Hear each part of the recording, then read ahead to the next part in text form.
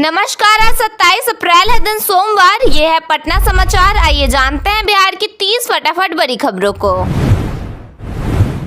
JDU office में बिहार का मुख्यमंत्री कैसा हो, निशांत कुमार जैसा हो के नारे लगे। नीतीश कुमार इस्तीफे के बाद पहली बार जेडीयू ऑफिस पहुंचे, जहां उनका चांदी के मुकुट से स्वागत किया गया। मुख्यमंत्री सम्राट चौधरी एक्शन मोड में दिखे और कहा कि बिहार में बुलडोजर चलेगा। उन्होंने साफ कहा कि सरकारी जमीन पर बने घर गिराए जाएंगे। साथ ही चेतावनी दी कि अगर किसी फाइल को अफसरों ने फंसाया तो उनके खिलाफ भी कार्रवाई होगी। मधुबनी में मां ने अपनी बेटी को नाले में फेंक दिया, जहां बच्ची का शव लोहे के जाल में फंसा मिला। महिला ने कहा कि उसकी पहले से ही 5 बेटियां हैं और उन्हें पालने के लिए पैसे नहीं हैं। सुपौल और मधुबनी समेत 10 जिलों में बारिश हुई, जबकि 18 जिलों में अलर्ट जारी किया गया। किशनगंज में आंधी से कई पेड़ गिर गए और बिजली आपूर्ति ठप हो गई। वहीं 11 जिलों का तापमान 40 डिग्री के पार पहुंच गया। जमुई में शराबियों को छोड़ने के लिए पुलिस कर्मियों द्वारा फिरौती मांगने का मामला सामने आया है। 2 एएसआई समेत 4 जवान गिरफ्तार किए गए हैं। आरोप है कि 5 लाख रुपए की मांग की गई थी और घर से 1.5 लाख रुपए नकद बरामद हुए थे। जहानाबाद में एक कार्यकर्ता की बेटी की शादी समारोह में लालू प्रसाद यादव पहुंचे, जहां लोगों की भारी भीड़ उमड़ पड़ी। कार्यक्रम में करीब आधे घंटे रुकने के बाद वह पटना के लिए रवाना हो गए। समस्तीपुर में पूर्व मंत्री रमा निषाद ने कहा कि विपक्षी पार्टियों को 70 करोड़ महिलाएं माफ नहीं करेंगी। उन्होंने कहा कि महिलाओं को आरक्षण देने के लिए केंद्र सरकार नारी शक्ति वंदन अधिनियम लाई है। विजय सिन्हा महाकाल की शरण में पहुंचे और मनोकामना पूजा की। सम्राट चौधरी के मुख्यमंत्री बनने के बाद उनका डिप्टी सीएम पद छिन गया है। अब उनके मंत्रिमंडल में शामिल होने की चर्चा चल रही है।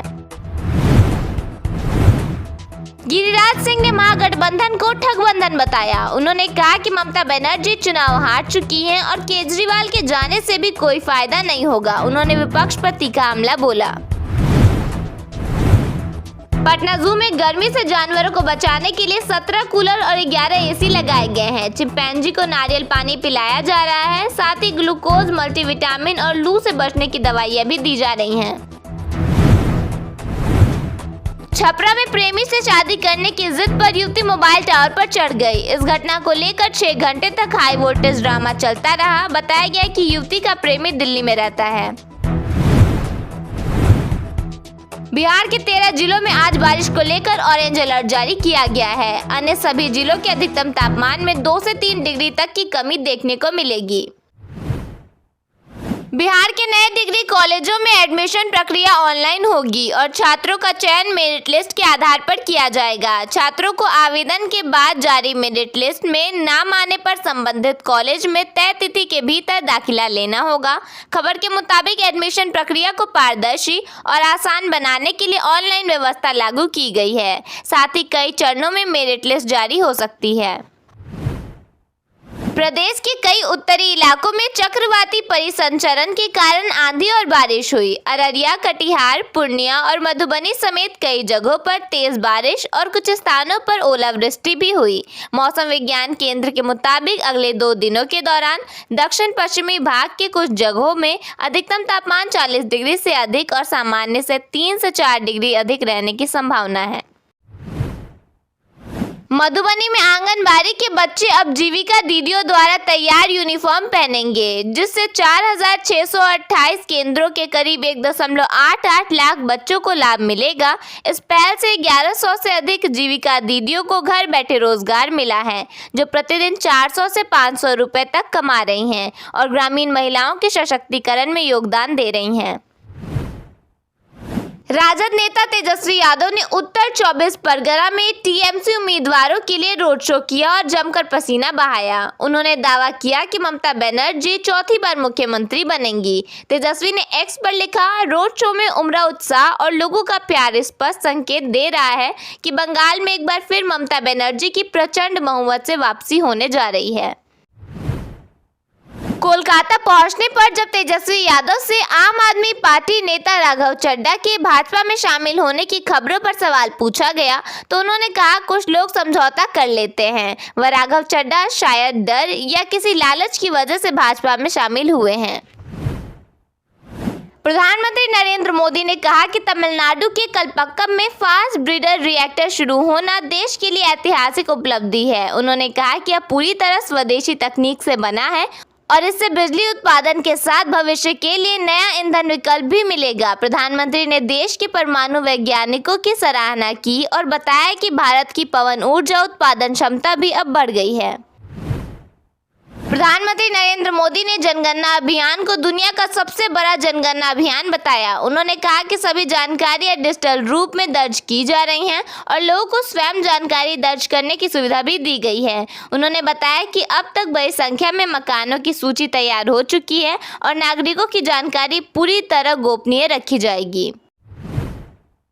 मुख्यमंत्री सम्राट चौधरी ने मुंगेर जिले के बैजलपुर गांव में प्रधानमंत्री के मन की बात कार्यक्रम को सुना। इस दौरान कई अधिकारी मौजूद रहे।